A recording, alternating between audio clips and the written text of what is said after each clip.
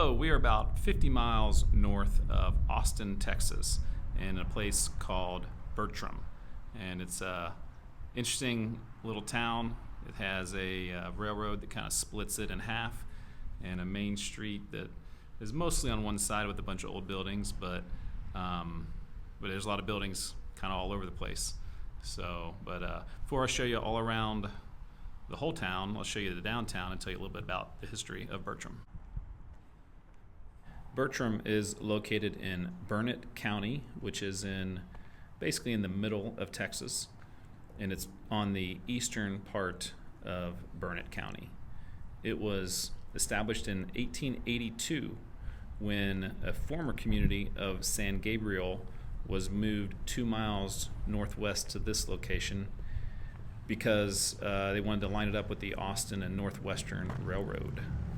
It was named for a man named Rudolph Bertram, who was the largest stockholder in that Austin and Northwestern Railroad.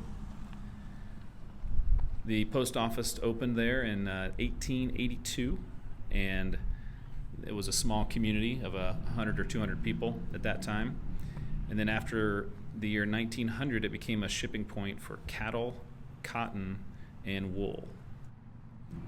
Population figures back in the early 1900s were hard to find, but it looks like there were about 1,000 people. It had grown to about 1,000 people in the 1920s, and then in the Depression time it caused decline, and about half of the population left. So in the early 30s, the population was around 500, and then it started to come back to be about 600 in the 1940s, and then all the way up to 1,000 again in the 1960s.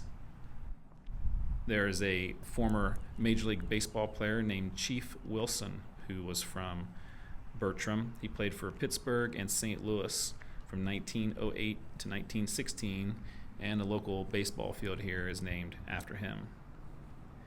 There's a lot of old buildings here in the downtown area, and Bertram has certainly had its ups and downs.